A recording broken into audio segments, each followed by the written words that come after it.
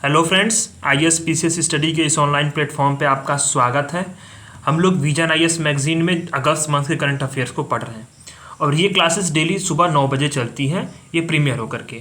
ठीक है, तो हमने पहले अपने टॉपिक में 2 क्लासेस में हमने 3-6 आर्टिकल्स को लगभग कंप्लीट कर लिया है। ठीक है, जिसमें कि अब आता है आर्टिकल 1.6 नो कॉन्फिडेंस मोशन, अविश्वास प्रस्ताव। बहुत इंपॉर्टेंट है। प्री के पर्सपेक्टिव से क्वेश्चंस कहाँ कहाँ बन सकते हैं, मेंस के पर्सपेक्टिव से क्वेश्चंस कहाँ कहाँ बन सकते हैं, उन सारी चीज़ों को मैं आपको बताने वाला हूँ। और ये सारी जो चीज़ें बता रहा हूँ उसको आप कॉपी में नोट कर लीजिएगा ताकि बाद में ये काम करे, बाद में रिवीजन के लिए आपको ये आसानी हो। तो ये जो मैगजीन है उसमें मैं आपको 10 से 15 दिन में मैगजीन ख़त्म कर दूंगा। इसके बाद हम लोग अपने टेलीग्राम चैनल को ज्वाइन रखे रहिए। वहाँ पे एथिक्स की क्लासेस चल रही हैं 12 बजे और शाम को पॉलिटी की क्लासेस चलती हैं। बिल्कुल 10 मिनट की 15 मिनट की क्लासेस पॉलिटी की हैं और आधे घंटे की जो एथिक्स की क्लास है वो बहुत बेहतरीन क्लास है, उसको आप जरूर देखिए। तो चलिए अपने शुरू करते हैं अपने कंटेंट पे। No confidence motion. हाल ही में संसद के मानसून सत्र में केंद्र सरकार के खिलाफ क्या लाया गया? ये अविश्वास प्रस्ताव को लाया गया, अविश्वास प्रस्ताव को। अब सबसे बड़ा सवाल उठता है कि अविश्वास प्रस्ताव है क्या? ये क्या है? एक विधायी प्रस्ताव है, एक विधायी प्रस्ताव है। इसको आप ध्यान दीजिएगा, ये एक विधायी प्रस्ताव है। अब यूपीएससी यही करता है। यूपीएससी क्या करेगा कि यही जो है शब्दों का खेल करता है। शब्दों का खेल क्या करेगा? अपने स्टेटमेंट में दे देगा कि अविश्वास प्रस्ताव एक संवैधानिक प्रस्ताव है, संवैधानिक प्रस्ताव है। ये स्टेटमेंट गलत होगा और आपको एक नज़र से, अगर आप नहीं देखे हों, अगर रिवीजन आप नहीं किए हों, तो एक नज़र से ये स्टेटमेंट्स आपको सही लगेगा। ठीक है, तो ये स्टेटमेंट को आपको गलत करना है। ठीक है, अब एक चीज़ ये भी दे देगा, यहाँ पे दे देगा संसदीय प्रस्ताव है, संसदीय प्रस्ताव है। तो बताइए कि क्या संसदीय प्रस्ताव ये सही बात है या गलत बात है? इसको आप अपने आप को जज करिए, कमेंट करिए और इस सब चीज़ों को बताइए। जो चीज़ें मैं पूछता हूँ उस चीज़ को आप अगर सॉल्व करेंगे तो जाहिर सी बात है वो आपके लिए फायदेमंद होगा। तो अविश्वास प्रस्ताव एक विधायी प्रस्ताव है। इसे केवल लोकसभा में ही पेश किया जा सकता है, केवल मात्र लोकसभा में ही। और इसके द्वारा विपक्ष सरकार के बहुमत और शासन करने की क्षमता को चुनौती दे सकता है। विपक्ष जो है वो सरकार की बहुमत और शासन करने की क्षमता को चुनौती देता है। अब ये बात सत्य है कि संसदीय लोकतंत्र में कोई भी सरकार तभी सत्ता में रहती है जब उसके पास प्रत्यक्ष रूप से निर्वाचित सदन यानी लोकसभा में बहुमत हो। राज्यसभा में बहुमत से इसका कोई मतलब नहीं है। लोकसभा में अगर बहुमत हो तो ये जो चीज़ें हैं वही सरकार सत्ता में रहेगी। लक्ष्मीकांत में आपने पढ़ा ही होगा। इसका अर्थ है कि यदि अविश्वास प्रस्ताव पारित हो जाता है तो मौजूदा सरकार क्या होती है? वो गिर जाती है। ठीक है, अब ये बात ये भी सत्य है कि अविश्वास प्रस्ताव केवल लोकसभा के उस सदन के किसी सांसद द्वारा ही लाया जा सकता है। ठीक है, लोकसभा में ही, सिर्फ लोकसभा में। पहली बात कि सिर्फ लोकसभा में लाया जाएगा, ये शब्द को ध्यान दीजिएगा। यूपीएससी स्टेटमेंट में यही कंफ्यूज करता है। और किसी भी सांसद द्वारा ही लाया जा सकता है। ठीक है, तो ये बात को ध्यान रखना है। और इसमें आता है कि अब संवैधानिक है यह अनुच्छेद या लोकसभा के कार्य संचालन में इसका नियम में कौन से नियम इसका वर्णन है। तो इसको भी देखते हैं कि भारतीय संविधान का अनुच्छेद 75(3) जो है इसमें वर्णन किया गया कि मंत्रिपरिषद क्या है, लोकसभा के प्रति सामूहिक रूप से क्या है, उत्तरदायी है।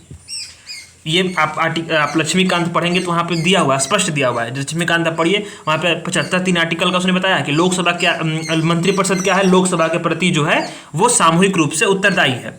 लेकिन जो लोकसभा की प्रक्रिया और कार्य संचालन नियम 198 है उसमें मंत्रिपरिषद के अविश्वास प्रस्ताव के संबंध में प्रावधान किया गया है। यानी कि अविश्वास प्रस्ताव के बारे में प्रावधान लोकसभा के प्रक्रिया कार्य संचालन नियम में है। यूपीएससी यहाँ भी कंफ्यूज कर देगा कि अविश्वास प्रस्ताव का उल्लेख हमारे संविधान में किया गया है, हमारे संविधान में किया गया है। तो वहाँ आपको ये स्टेटमेंट गलत करना है, ध्यान देना है। प्री के लिए बहुत इंपॉर्टेंट है जो चीज़ें बता रहा हूँ। अब इसका आधार क्या होना चाहिए? इसके लिए कोई आधार निर्धारित करने की आवश्यकता नहीं है। मतलब होता है ना कि ये किस वजह से अविश्वास प्रस्ताव लाया गया है, उसके लिए क्या ग्राउंड्स होने चाहिए? कोई ग्राउंड नहीं होना चाहिए। यह है कि जहां तक कि जब नोटिसों में आधारों का उल्लेख किया जाता है तो सदन में उन्हें पढ़ा जाता है, तब भी वे अविश्वास प्रस्ताव का हिस्सा नहीं होते हैं। मतलब जिन जिन आधारों पे बात की जाएगी वो, लेकिन वो अविश्वास प्रस्ताव का हिस्सा नहीं होंगे, यानी कि अविश्वास प्रस्ताव बिना आधार के लाए जा सकते हैं। ठीक है। अब भाषण क्या है कि जब तक सदन द्वारा प्रस्ताव पेश करने की अनुमति नहीं जाती तब तक क्या है कि उसके समर्थन में कोई भाषण नहीं दिया जाएगा। और एक चीज और भी है, अगर मान लीजिए सदन में इसी सत्र में सदन के मान लीजिए मानसून सत्र में अविश्वास प्रस्ताव लाया गया, मानसून सत्र में अगर ये अविश्वास प्रस्ताव गिर गया तो मैं इस मानसून सत्र में ही दोबारा कोई अविश्वास प्रस्ताव नहीं लाया जाएगा। मतलब एक ही सत्र में दो अविश्वास प्रस्ताव नहीं ला सकते हैं। ठीक है। अब इसकी प्रक्रिया क्या है, सामान्य प्रक्रिया को देख लेते हैं। सामान्य प्रक्रिया यह है कि सदन में विपक्षी दलों को जब भी लगता है कि सरकार के पास बहुमत नहीं है या अपना विश्वास खो चुकी है तो अविश्वास प्रस्ताव लाती है। अब लोकसभा अध्यक्ष क्या करते हैं कि परीक्षण करते हैं कि अविश्वास प्रस्ताव सही है कि नहीं सही है।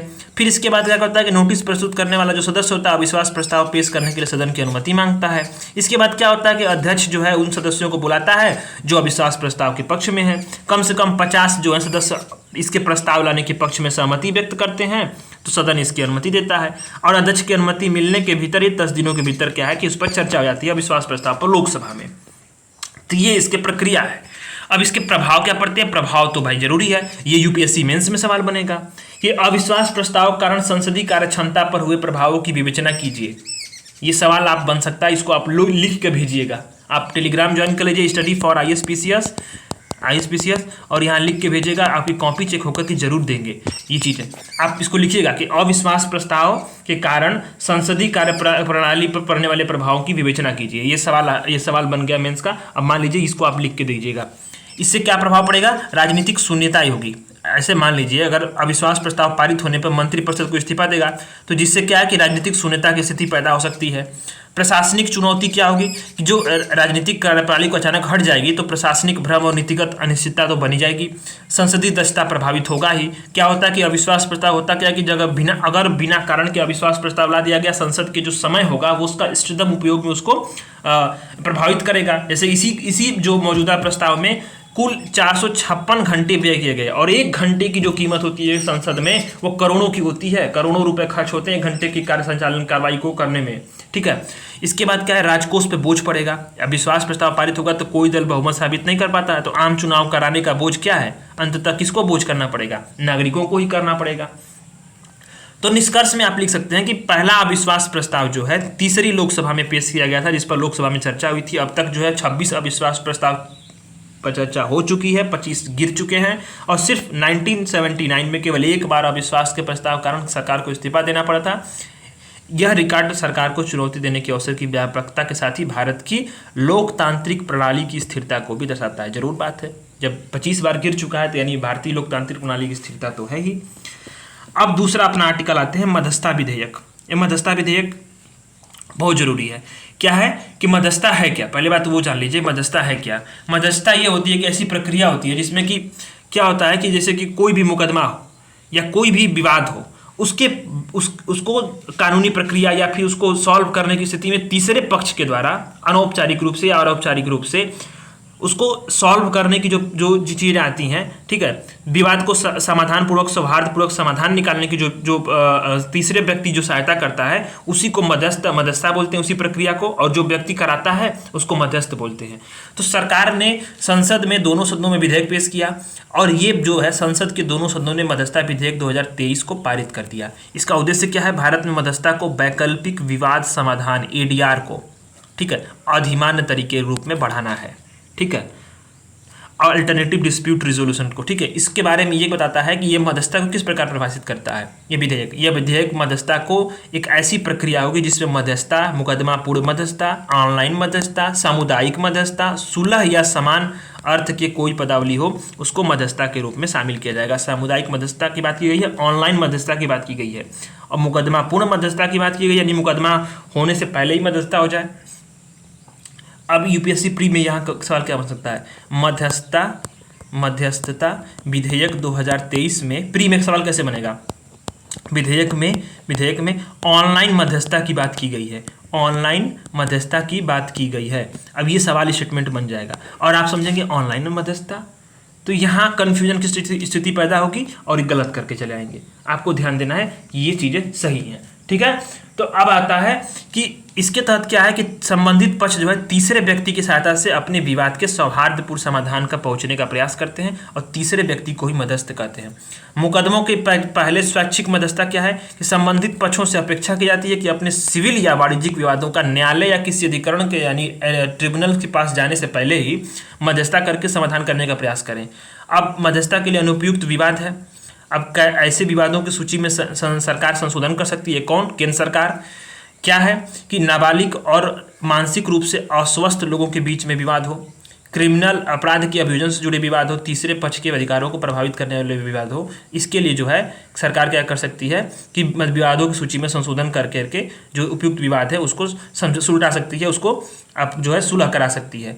प्रादेशिक क्षेत्राधिकार क्या है कि जब तक संबंधित पक्ष किसी अन्य तरीके से या ऑनलाइन मोड में मध्यस्थता के लिए सहमत न हो तब तक मध्यस्थता क्या है क्षेत्राधिकार वाले न्यायालय और सक्षम क्षेत्राधिकार वाले जो ट्रिब्यूनल्स हैं उसके पास ही रहेंगी। अब समय सीमा मध्यस्थता की होती है 120 दिनों के अंदर इसको पूरा करना है और समय सीमा को पक्षों की सहमति से 60 दिनों तक इसको बढ़ाया जा सकता है, यानी दोनों पक्षों की सहमति से, ठीक है। अब एक पक्ष 2 सत्रों के बाद मध्यस्थता से हट सकता है और ये जो मध्यस्थता है सुप्रीम कोर्ट हाई कोर्ट द्वारा नियम जो बनाए गए उसी कारण होना चाहिए, उसी के अनुसार होना चाहिए। अब एक बात ये भी है कि इसमें इसी एक्ट में एक और बात की गई है, भारतीय मध्यस्थता परिषद की स्थापना। इसका उद्देश्य क्या है? मध्यस्थता को बढ़ावा देना, ये घरेलू अंतर्राष्ट्रीय मध्यस्थता के लिए मजबूत केंद्र स्थापित करना और पंजीकरण के लिए नियम बनाना। भारतीय मध्यस्थता परिषद की स्थापना ये प्री के लिए भी इंपॉर्टेंट है, यहाँ से प्री के लिए सवाल बन सकते हैं। इसमें कौन कौन होगा ये बात ध्यान दीजिए, ये प्री के लिए इंपॉर्टेंट है। प्री के लिए इसमें एक अध्यक्ष होंगे, 2 पूर्णकालीन सदस्य होंगे, मतलब एकदम जो पूर्णकालीन सदस्य हों जो हमेशा रहेंगे, ये एडीआर का अनुभव रखने वाले हों अल्टरनेटिव डिस्ट्रीब्यूट का या मध्यस्थता वाले के। एक अंशकालीन सदस्य होगा जिसमें विधि सचिव या व्यय सचिव होगा और 3 पदेन सदस्य होंगे। कुल मिलाकर के एक अध्यक्ष 1, 2 और 1 3 4 और 1 4 और 3 7 लोग इसमें यहाँ पे शामिल होंगे। मध्यस्थता सेवा प्रदाताओं को परिभाषित करता है, ठीक है। अब इसके बाद क्या है कि सामुदायिक मध्यस्थता का भी आयोजन कर सकते हैं। इसके तहत 3 मध्यस्थों के पैनल द्वारा किसी क्षेत्र के निवासियों के बीच शांति सद्भाव को प्रभावित करने वाले विवादों का समाधान कर सकते हैं। परिवर्तनीयता का है कि इसके जो निर्णय होंगे, समझौते होंगे, ये सवाल पूछ सकता है यूपीएससी में प्री में, तो बहुत इंपॉर्टेंट है, इसको ध्यान दीजिएगा। यूपीएससी प्री में ये सवाल इतना इंपॉर्टेंट है कि मतलब इसमें से सवाल कई सारे बन सकते हैं। अब इसकी जो मेन चीज़ ये है कि मुख्य ये है कि इसका जो फैसला होगा, जो समझौते द्वारा कोई भी निर्णय होंगे वो क्या होंगे? बाध्यकारी और प्रवर्तनीय होंगे। मतलब आपको ये बाध्यकारी हैं, जो न्यायालय के निर्णयों के समान, यानी इसको कोर्ट के जो निर्णय होते हैं उसी के समान इसको बाध्यकारी और प्रवर्तनीय बनाया जाएगा।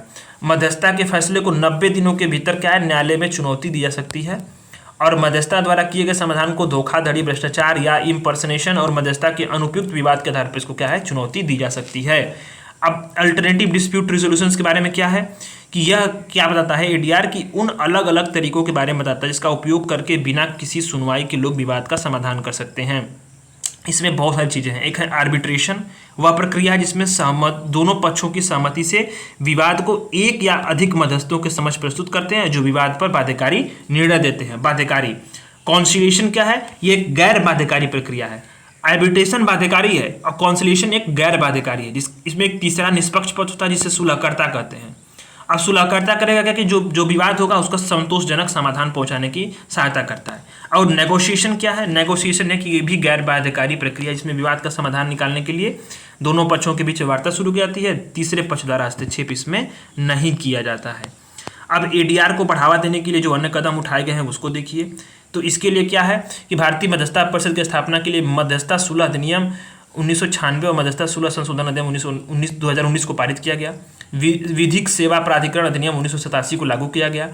एनडीआईएसी की स्थापना के लिए नई दिल्ली अंतर्राष्ट्रीय मध्यस्थता केंद्र की जो अधिनियम की स्थापना की गई है, इसको पारित किया गया है, ठीक है। और वाणिज्यिक न्यायालय अधिनियम 2015 वाणिज्यिक निपटानों के लिए वाणिज्यिक न्यायालयों का प्रावधान करता है। ये सारे जो भारत के कदम है इसको याद रखना जरूरी नहीं है, 1-2 आप याद रखिए, बहुत जरूरी, इतना आपका हो जाएगा। अब आता है कि इसकी मध्यस्थता विधेयक की आवश्यकता क्यों थी। यूपीएससी के मेंस में सवाल बन सकता है कि मध्यस्थता की आवश्यकता क्यों थी, चिंताएं क्या हैं और उसका समाधान क्या है। मतलब ये सब चीज़ों का आपको जानकारी रखना जरूरी है। तो इसमें क्या है कि समर्पित अधिनियम का अभाव था अब तक जो है मध्यस्थता को प्रभावित करने वाले कोई अन्य व्यापक कानून नहीं थे। तो इसके लिए जरूरी था न्यायालय के बोझ में जो कमी आई, ठीक है, इससे कमी आएगी। 5 करोड़ मामले लंबित हैं, तो इसको संख्या कम करने के लिए मध्यस्थता विधेयक बहुत जरूरी है। सौहार्दपूर्ण समाधान रखना बहुत जरूरी है, क्योंकि क्या है कि विवाद के जो संभावना इसको भी कम करता है। और सिंगापुर कन्वेंशन की प्रतिबद्धता को पूरा करना, इससे क्या हुआ कि जो मध्यस्थता से उत्पन्न अंतर्राष्ट्रीय समझौते पर संयुक्त राष्ट्र कन्वेंशन का हस्ताक्षर करता भारत भी है, और इससे जो है इसी कन्वेंशन को मध्यस्थता पर सिंगापुर कन्वेंशन कहते हैं। तो ऐसे में इसके प्रतिबद्धता के प्रति जो कानून लाया गया है, इसका भी जो है प्रतिबद्धता को पूरा करेगा। मध्यस्थता की लागत में भी कमी करेगा। ऑनलाइन मध्यस्थता की अवधारणा प्रस्तुत करता है, ठीक है। ये ऑनलाइन मध्यस्थता बहुत इंपॉर्टेंट है। प्री के समय ये कंफ्यूज कर देगा, पक्का कंफ्यूज करेगा ये, तो ये ध्यान दीजिएगा। और समय की बचत जो है, इससे जो क्या है न्यायालय की तुलना में बहुत लंबी जो प्रक्रिया होती है, तो लोग क्या कर सकते हैं कि समय की बचत इससे हो सकती है। हालांकि विधेयक के समझ बहुत सारी चिंताएं भी हैं कि अब ऑनलाइन मध्यस्थता के लिए क्या है कि जैसे भारत के पास क्या है कि 55% लोगों के पास ही इंटरनेट है। नीति आयोग की रिपोर्ट है 27% के पास कि इसके लिए आवश्यक उपकरण है, जो ऑनलाइन मध्यस्थता के लिए पूर्व अनुमोदन को जो क्या है कि मध्यस्थता परिषद को अपने कार्यों से संबंधित नियम जारी करने से पहले क्या है कि केंद्र सरकार से पूर्व अनुमोदन की आवश्यकता है। इससे हितों में टकराव होगी, क्योंकि अधिकतर बात जो है भारत सरकार से संबंधित है, और सरकार जो है देश में सबसे बड़ी वादी है।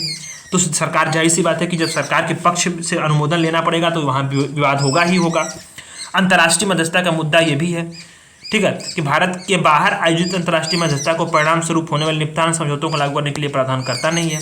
और गोपनीयता का उल्लंघन होगा तो कोई दंड या दायित्व निर्धारित नहीं करता है। ये इसके जो नियम है, जो ये कानून है, उसमें सबसे बड़ी कमी है, ठीक है। तो आगे की राह सर कर लेंगे, इससे क्या है आगे की राह के लिए इसमें आप लिख सकते हैं कि इंटरनेट मैंने जो डिजिटल गैप है उसको फुलफिल किया जाए, ठीक है। ऑनलाइन मध्यस्थता के लिए एक अवसंरचना निर्माण किया जाए, ठीक है। जिले स्तर पर उस पर प्रभावी उपकरण हो जहां लोग जाकर के अपने विवादों को निपटा सकें। सरकार से संबंधित विवादों को शामिल कर सकते हैं, ठीक है। गोपनीयता से जो संबंधित समझौता है उसको क्या है कि उसके लिए औपचारिक समझौता भी होना चाहिए, और अनुपयुक्त विवादों की सूची में से कुछ विवादों को जो है हटाना चाहिए। तो ये जो चीज़ें हैं, ये इसके जो चिंताएं हैं उसके समाधान के लिए आप लिख सकते हैं, आगे की राह में लिख सकते हैं, ठीक है। अब आता है एक हम लोग का सबसे इम्पोर्टेंट जो एक्ट है वो आया है, गाइडलाइंस आई है कि guidelines for celebrities, influencer and virtual influencer. बहुत इंपॉर्टेंट है। जिस तरह से ये भसड़ मची हुई है इंस्टाग्राम पे, जो इन्फ्लुएंसर हैं, ये इन्फ्लुएंसर वो इन्फ्लुएंसर, सोशल मीडिया स्टार, तो उनके लिए सरकार ने क्या किया कि भारतीय विज्ञापन मानक परिषद ने इसको मीडिया में इन्फ्लुएंसर द्वारा दिए जाने वाले विज्ञापनों के लिए व्यापक रूप से दिशा निर्देश जारी किए हैं, और ये बहुत जरूरी था। ये जो दिशा निर्देश है वो क्या है कि जो भ्रामक विज्ञापन है और भ्रामक विज्ञापनों के समर्थनों की जो है एक रोकथाम दिशा निर्देश 2022 का क्या है विस्तार है, जो दिशा निर्देश हाल ही में सरकार ने जारी किए हैं। अब इस सरकार ने जारी किया, ये भारतीय विज्ञापन मानक परिषद ने जारी किया। यही बहुत इंपॉर्टेंट है, प्री के लिए यही बहुत इंपॉर्टेंट है। भारतीय विज्ञापन मानक परिषद, यूपीएससी दे देगा कि यह एक गैर संवैधानिक संस्था है, गैर संवैधानिक संस्था है। भारतीय विज्ञापन मानक परिषद सांविधिक संस्था है, ये सब चीज़ें दे देगा। सांविधिक संस्था है, ये जो टक्की टर्म है ध्यान देना है, एक गैर लाभकारी कंपनी है। कंपनी रजिस्ट्रेशन के 2013 के तहत इसको गैर लाभकारी कंपनी है। 1985 में ये गठन हुआ था। इसका हेडक्वार्टर मुंबई है। करता क्या है कि स्वैच्छिक स्व विनियामक संगठन है। इसमें भारत की मार्केटिंग, क्रिएटिव और मीडिया संबंधित कंपनियों के सदस्य इसमें शामिल हैं। और करता क्या है कि स्व विनियमन के माध्यम से भारतीय उपभोक्ताओं की हितों की रक्षा करता है। तो ध्यान देना है, गैर लाभकारी कंपनी है, किसी भी यूपीएससी के जाल में नहीं फंसना है। भारतीय विज्ञापन मानक परिषद क्या है, एक गैर लाभकारी कंपनी है। कुछ भी गैर सांविधिक दे देगा, सांविधिक दे देगा, गैर संवैधानिक दे देगा, संवैधानिक दे देगा, ये सब जो है इसको ध्यान नहीं देना है, ये गलत चीज़ें हैं। इसमें आपको ध्यान देना है कि यहाँ पे जो है गैर लाभकारी कंपनी है, बस आपको दिमाग में ये बैठा होना चाहिए। अब एक बात यह है कि उपभोक्ता मामलों का विभाग क्या है कि सक्रिय रूप से इन दिशा निर्देशों को क्या करेगा, निगरानी करेगा। जो दिशा निर्देश दिए गए हैं, उपभोक्ता मामलों का विभाग क्या है, इसको सक्रिय जो है रूप से निगरानी और क्रियान्वयन करेगा। यह विभाग क्या है कि उपभोक्ता मामले और खाद्य और सार्वजनिक वितरण मंत्रालय के अधीन है, जो ठीक है उपभोक्ता मामलों का विभाग। अब इसमें क्या है कि जो इसको दंडित भी किया जा सकता है, जो नए जो दिशा निर्देश का उल्लंघन करेगा उनको, इन्फ्लुएंसर्स को। तो प्रमुख प्रावधान जो है, जो दिशा निर्देश जारी किए हैं उसके लिए क्या है, तो प्रकटीकरण, पहली चीज़ है प्रकटीकरण। मतलब कि विज्ञापन दाता जो हो और इन्फ्लुएंसर हो, सभी के बीच में जो भौतिक संबंध है, जैसे मौद्रिक, अन्य पारितोषिक, निःशुल्क उत्पाद आदि का जो खुलासा करना अत्यंत अनिवार्य है। इसकी मतलब इसकी स्पष्टता होनी चाहिए, ईमानदारी स्पष्ट रूप से करना चाहिए, ताकि औसत एक मतलब आम जो उपभोक्ता है उसको भी यह जानकारी हो सके कि ये इनके बारे में, इनके लोगों के बीच में क्या संबंध है और चीज़ें क्या लेन देन है। ठीक है, विज्ञापन प्रायोजित और सहभागिता और प्रचार युक्त प्रचार जैसे शब्दावलियों का प्रयोग किया जा सकता है। इसके लिए हैशटैग या हेडलाइन टेक्स्ट के रूप में जो है इसका प्रयोग करना चाहिए। मतलब क्या है कि जैसे मान लीजिए कि अखबार है, अखबार के पहले पन्ने पर जो एक विज्ञापन आया और वो विज्ञापन किससे संबंधित है, किसी राज्य से संबंधित है, किसी राज्य सरकार का विज्ञापन आया, मान लीजिए उदाहरण के तौर पे, या किसी कंपनी का विज्ञापन आया, मान लीजिए कोलगेट का विज्ञापन आया, और कोलगेट क्या करती है, दंत मंजन बेचती है, तो दांतों के बारे में जो वो प्रचार करेगी उसके बारे में कि सड़न से रोकिएगा, ये सच उस अब वो क्या किया, उसने एक बहुत अच्छा सा एक कंटेंट तैयार किया और उसको पब्लिश करा दिया। एक आम जनता है वो क्या करेगी, शुरू अगर यहाँ पे ये एडवर्टोरियल नहीं लिखा हो, ठीक है, विज्ञापन नहीं लिखा हो, प्रायोजित नहीं लिखा हो, सहभागिता नहीं लिखा हो, पेड प्रमोशन जैसी चीजें नहीं लिखी हो, तो ये क्या होगा, एक खबर के रूप में लोगों को दिखेगी। ठीक है, तो इसीलिए इसको ये स्पष्ट करना जरूरी है कि ये जो है हमारा ये विज्ञापन है, और ये आम जनता जो है एक जो पढ़ा लिखा एक सामान्य तरीके से व्यक्ति, गांव में रहने वाला व्यक्ति जो है, जो चीज़ों को नहीं समझता है, वो भी क्या है उसको भी समझ में आ सके कि ये विज्ञापन है और ये चीज़ें खबर है, मतलब दोनों के बीच में डिफ्रेंशिएट कर सके विज्ञापन के बारे में। ठीक है, तो यथोचित उत्तरदायित्व इसमें बताया है, यानी कि जो इंडोर्सर से विज्ञापन करता है उनको गहन समीक्षा करने के लिए प्रोत्साहित करते हैं, ताकि जो दावा करने उसको प्रमाणित करने की स्थिति में हो। ठीक है, अब किसी भी उत्पाद या सेवा का विज्ञापन पढ़ने से पहले उसका उपयोग अनुभव करना होगा, और झूठे, भ्रामक और अतिरंजित दावे करने से इन्फ्लुएंसर्स को बचना चाहिए।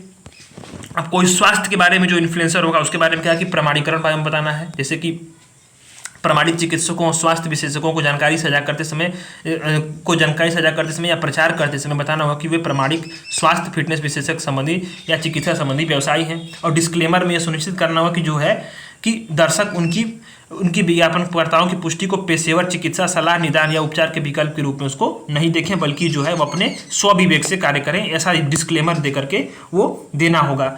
अब इन्फ्लुएंसर्स के लिए क्या है, इन्फ्लुएंसर्स के लिए पंजीकरण क्या है कि वे सेबी में पंजीकरण के बाद ही बैंकिंग और वित्तीय सेवाओं और बीमा जैसी विषयों पर निवेश के संबंधी सलाह दे सकते हैं। बहुत जरूरी था ये, क्योंकि बहुत सारे जो है सोशल मीडिया इन्फ्लुएंसर्स या एक्टर्स या जो भी बड़े लोग थे उन लोग निवेश करने की सलाह देते थे। जैसे म्यूचुअल फंड की बात आ गई, तो म्यूचुअल फंड पे मान लीजिए रणबीर कपूर को ये विज्ञापन करना है, तो रणबीर कपूर पहले जो है सेबी में पंजीकरण कराने के बाद ही, उन चीज़ों को बताने के बाद ही, और जो कंपनी है वो दोनों भी जो पंजीकरण कराएंगी और इसके बाद ही जो है बैंकिंग, वित्तीय सेवाओं और बीमा संबंधी विषयों पर निवेश की जानकारी या सलाह देंगी या उसके लिए प्रचार करेंगी। ये बहुत इंपॉर्टेंट था। और अन्य इन्फ्लुएंसर हैं उनके पास भी उचित प्रमाण पत्र होना चाहिए, जैसे कि भारतीय बीमा विनियामक और विकास प्राधिकरण IRDA से, ये भारतीय बीमा संबंधी चीज़ों को नियंत्रित करती है। ठीक है, तो ये बहुत जरूरी था। अब इसमें देखिए कि आवश्यकता क्यों थी। ये क्या करते हैं कि जो उपभोक्ताओं का, अब ये है कि सोशल मीडिया के बाद आने के बाद, टीवी पर विज्ञापन आने के बाद बहुत सारे लोग उससे प्रभावित होते हैं, तो उपभोक्ताओं के निर्णय प्रक्रिया को ये क्या करते हैं, जो प्रभावित करते हैं। जो सेलिब्रिटीज हो गया, इन्फ्लुएंसर, वर्चुअल इन्फ्लुएंसर क्या करते हैं कि जो चीज़ों का प्रचार करेंगे उससे जो है लोग उसका अनुसरण करते हैं। तो इससे क्या होगा कि अगर खराब होगी, अगर वो चीज़ें खराब होंगी, उनकी गुणवत्ता खराब होगी, तो क्या होगा, वित्तीय क्षति हो सकती है, स्वास्थ्य संबंधी समस्याएं हो सकती हैं, नकारात्मक परिणाम हो सकते हैं। और सबसे बड़ी बात है कि इन सब चीज़ों से चुनने के अधिकार, यानी चयन का अधिकार, सूचना का अधिकार और हानिकारक उत्पाद और सेवाओं के विरुद्ध रक्षा उपाय का अधिकार का जो है, इनके अधिकारों का उल्लंघन होता है। तो ये एक बहुत बड़ी जो है हमारे लिए एक चुनौती भी है, और इसने जो भारतीय विज्ञापन मानक परिषद ने इसके लिए बहुत अच्छा दिशा निर्देश को जारी किया है। अब क्या है कि इन्फ्लुएंसर के प्रभाव क्षेत्र का विस्तार हो रहा है सोशल मीडिया के थ्रू। इसका 2025 तक वैल्यू क्या हो सकता है, 2800 करोड़ रुपए तक हो सकता है, और प्रचार के लिए सोशल मीडिया का उपयोग बढ़ रहा है। ठीक है, तो इसके बाद ASCI ने बताया कि जिन विज्ञापनों के खिलाफ शिकायत की गई है उनमें 30% जो है इन्फ्लुएंसर द्वारा उल्लंघन से जुड़े मामले हैं। अब लोगों के पास क्या है कि सेलिब्रिटीज़ के बारे में पर्याप्त जानकारी हो सकती है, पर इन्फ्लुएंसर्स के बारे में ज़्यादा जानकारी होती नहीं है। अब क्योंकि सोशल मीडिया एक क्या कि डिसेंट्रलाइज फॉर्म है वहाँ पे, तो इन्फ्लुएंसर के बारे में जानकारी नहीं होने से क्या है कि बहुत सारे लोग भ्रामक विज्ञापनों और उनके खिलाफ कार्रवाई करने में भी सक्षम नहीं है। और सेलिब्रिटीज़ और इन्फ्लुएंसर के लिए इस दिशा निर्देश में स्पष्टता दी गई है कि उनके सामाजिक उत्तरदायित्व को समझने में सहायता करेंगी। ठीक है, अब भ्रामक मार्केटिंग के लिए क्या है कि सूचित किए बिना विज्ञापन करना एक विज्ञापन है। अब इसके लिए क्या है कि जो है, अब ये मतलब आप समझ लीजिए कि भ्रामक मार्केटिंग जो भी करेगा उसके लिए इस पे जो नियमों में कड़ी कार्रवाई करने की जो है स्पष्टता की बात की गई है। भ्रामक मार्केटिंग का सबसे मुख्य यहाँ पे उद्देश्य ये है कि जैसे मान लीजिए कि सूचित किए बिना विज्ञापन करना, कि एक विज्ञापन है, एक क्या है, ये वास्तविकता से अलग हो चीज़ें हो सकती हैं, ठीक है। तो ये क्या करेंगे कि लोगों के न्याय निर्णय प्रक्रिया को प्रभावित करती हैं, उनके निर्णय को प्रक्रिया को प्रभावित करती हैं, मनोवैज्ञानिक तरीके से क्या है कि लोगों को ये प्रभाव डालती हैं ताकि चयन करें, और चयन की जो चुनने की जो उनके अधिकार है, उनके चुनने का अधिकार है, उसके खिलाफ जो है ये चीज़ें जाती हैं अगर ये भ्रामक विज्ञापन होते हैं। तो इसलिए ये दिशा निर्देश बहुत जरूरी थे। तो ये दिशा निर्देश का निष्कर्ष में क्या करेंगे, ये दिशा निर्देश उपभोक्ताओं के हितों की रक्षा करने में सहायता करेंगे, भ्रामक विज्ञापनों पर रोक लगाकर विज्ञापन में पारदर्शिता बढ़ाएंगे, प्रचार सामग्री की पहचान करने, उत्पाद और सेवाओं पर सोच विचार कर निर्णय करने में ये मदद करेंगे। और चुनौतियाँ इन पर क्या होंगी, चुनौतियाँ तो बहुत सारी हैं, चुनौतियाँ भी आएंगी। इन्फ्लुएंसर सोशल मीडिया प्लेटफॉर्म ने बढ़ती संख्या ने विनियमन को कठिन बना दिया है। अब आप देखिए एक शॉर्ट्स वीडियो बनाने वाला जो जिसके 1.5 मिलियन सब्सक्राइबर होंगे, वो भी ब्रांड से ले रहा है, वो भी यूट्यूब से उसको मिल जा रहे हैं पार्टनरशिप। तो वो क्या करता है, वो प्रचार जो करेगा बहुत सी भ्रामक चीज़ों का वो प्रचार कर रहे हैं। तो इतनी अधिक संख्या बढ़ गई है कि विनियमन करना कठिन है। अब क्या है कि दिशा निर्देशों के बारे में और इन्फ्लुएंसर्स के बीच में क्या जागरूकता भी कम है इन सब चीज़ों के बारे में। डिस्क्लोजर और डिस्क्लेमर की जो है कि इसमें अनुचित प्रवृत्ति देखते हैं लोग, इसको पढ़ते जानते भी नहीं है डिस्क्लेमर और डिस्क्लोजर क्या है। तो ये भी एक चीज़ें बहुत ज़रूरी हैं। अब सरकार ने क्या है कि भ्रामक विज्ञापनों और भ्रामक विज्ञापनों के समर्थन की रोकथाम दिशा निर्देश 2022 में क्या बोला था कि सैरोगेट विज्ञापनों पर रोक लगाई थी, ठीक है। जैसे कि अल्कोहल ब्रांड सोडा, संगीत का विज्ञापन जो लोग करते हैं, ठीक है, उसके लिए कोई सैरोगेट विज्ञापन नहीं दिया जाएगा। बच्चों पर जो टारगेट कर रहा हो उसको, उन विज्ञापनों को जो है प्रतिबंध लगाया गया, क्योंकि क्या कि बच्चे अनुभवहीन हैं। अब जो चीज़ें उसको टारगेट करके बनाई जाएंगी तो देखेंगे तो जाहिर सी बात है कि क्या है कि उनके मन में जिज्ञासा पैदा होगी और बिना सोचे समझे वो निर्णय ले सकते हैं। जुर्माना भी इसके लिए लगाया गया। केंद्रीय उपभोक्ता संरक्षण प्राधिकरण ने भी जो है 10 लाख रुपए तक का जुर्माना लगा सकता है, और उसके बाद उल्लंघन में 50 लाख रुपए तक का जुर्माना लगा सकता है। तो ये सब चीज़ें जो हैं ये चलती रहती हैं। तो ये क्या है कि दिशा निर्देश जो जारी किया गया, celebrity guidelines for celebrities, influencer and virtual influencer, भारतीय विज्ञापन मानक परिषद ने एक बहुत अच्छा कदम उठाया है। तो इसके बाद मुख्यतः जो है आपका ये बचता क्या है, एक आर्टिकल और बच रहा है, जन्म और मृत्यु पंजीकरण संशोधन अधिनियम 2023, registration of birth and death amendment act 2023, इसको हम लोग को करना है। और एक आपका आर्टिकल और बच रहा है, प्रेस और पत्रिका पंजीकरण विधेयक 2023, इसको भी कंप्लीट करना है। तो ये इसके बाद हमारा पॉलिटी एंड गवर्नेंस जो है वो क्या है, खत्म हो जाएगा। तो अब यहाँ आता है कि जन्म और मृत्यु पंजीकरण संशोधन अधिनियम 2023, इसमें क्या है, इस सुर्खियों में क्यों रहा, क्योंकि हाल ही में जो है जन्म और मृत्यु पंजीकरण संशोधन अधिनियम 2023 को पारित किया गया। बहुत इंपॉर्टेंट है और बेहद जरूरी है इसको समझना कि जन्म और मृत्यु पंजीकरण संशोधन अधिनियम 2023 को पारित किया गया। यह क्या करेगा कि जन्म और मृत्यु पंजीकरण अधिनियम 1969 को क्या करेगा, ये संशोधित करेगा, जो 2023 का संशोधन है। तो इसके लिए जो है इसमें क्या बात की गई है कि 2 चीज़ें दी गई हैं। पृष्ठभूमि क्या है कि 1969 का जो जन्म और मृत्यु पंजीकरण अधिनियम है उसके उपबंधों पर नजर क्या है कि भारत में जन्म और मृत्यु के विनियमन और पंजीकरण का क्या करता है, ये प्रावधान करता है। भारत में जन्म और मृत्यु के विनियमन का पंजीकरण का ये प्रावधान करता है। इस अधिनियम के क्रियान्वयन हेतु भारत के रजिस्ट्रार जनरल की नियुक्ति का भी ये प्रावधान करता है। इसकी नियुक्ति कौन करते हैं, केंद्र सरकार करती है। किसकी, भारत के रजिस्ट्रार जनरल की, ठीक है। तो रजिस्ट्रार जनरल के बारे में पढ़ लेते हैं। रजिस्ट्रार जनरल है क्या, ये 1969 वाले जो एक्ट के तहत ही इसको जो है registration of birth and death act 1969 के तहत इसको जो है जो बनाया जाता है।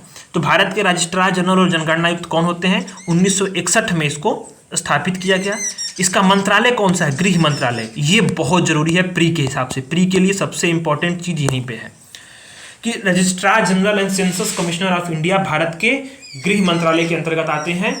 और इनका काम क्या है, संगठन का संगठन का काम क्या है कि जनगणना का संचालन करना और जन्म और मृत्यु के पंजीकरण के क्रियान्वयन की जानकारी रखना।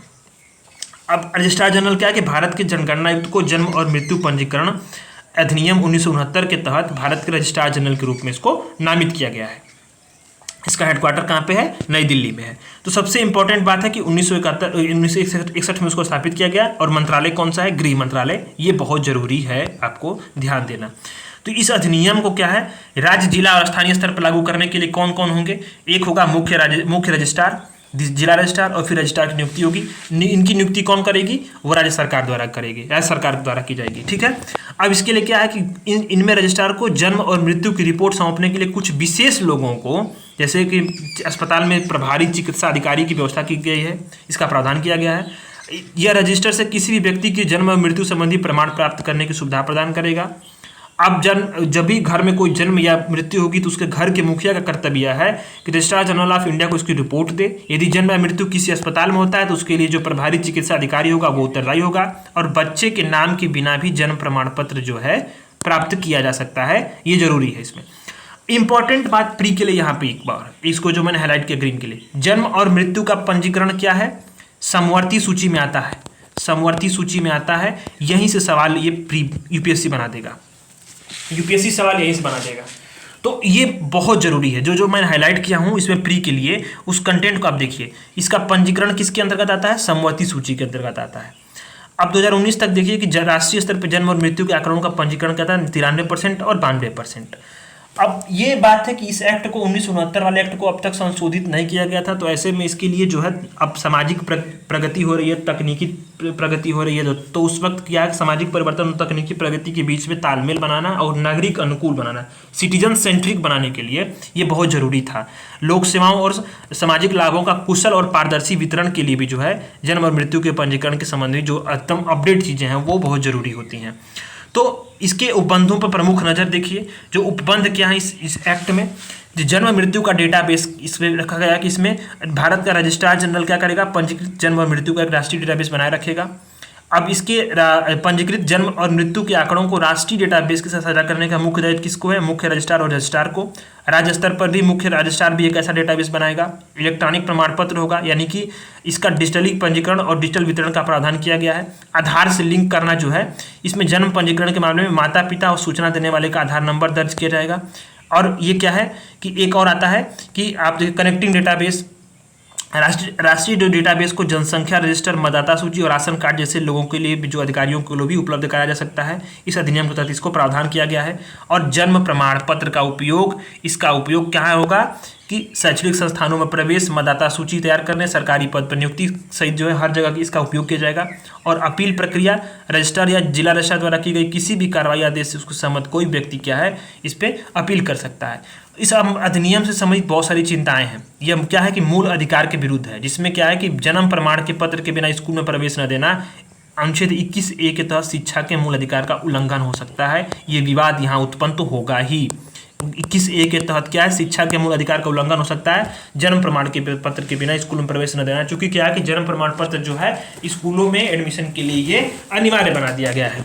अब यह किसी भी व्यक्ति के डेटा का डेटाबेस से लिंक करने की उस व्यक्ति की सहमति की आवश्यकता नहीं देती, जिसके क्या होगा कि वो निजता के अधिकार का खिलाफ है। जैसे मान लीजिए कि कोई बच्चे का जन्म हुआ और बच्चे के जन्म के बारे में सूचना देने वाले व्यक्ति का भी जो है आधार लिंक किया जाएगा, तो ये क्या है, निजता का अधिकार का खिलाफ है। और आयु संबंधी एकमात्र निर्धारक प्रमाण है, यानी अगर मान लीजिए किसी व्यक्ति के पास जन्म प्रमाण पत्र नहीं है तो उसके आयु के संबंध में वैकल्पिक प्रूफ प्रदान करने का इसमें प्रावधान नहीं किया गया है। और निगरानी की स्थिति क्या है कि इसमें जन्म और मृत्यु की सूचनाओं को एक सेंट्रल डेटाबेस तक पहुंचाने से पहले अनेक नामित अधिकारियों से होकर गुजरना पड़ता है, जिससे क्या है कि लोगों के समझ डेटा प्रकट होने की संभावनाएं हैं। तो ये भी क्या है, निगरानी की स्थिति और निजता संबंधी जो चीज़ें हैं उसका उल्लंघन हो रही हैं। ऐसे में निष्कर्ष में क्या हो सकता है कि अपने क्रियान्वयन के दौरान क्या है कि अधिनियम ई गवर्नेंस में तो मदद करेगा ही।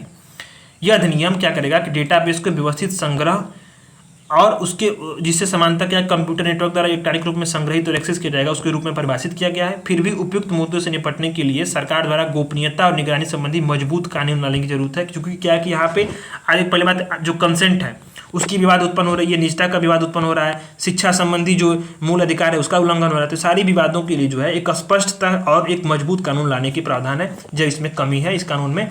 तो ये था जन्म और मृत्यु पंजीकरण संशोधन अधिनियम 2023, इसके बारे में हमने देखा। और भारत के रजिस्ट्रार जनरल और जनगणना आयुक्त के बारे में देखा।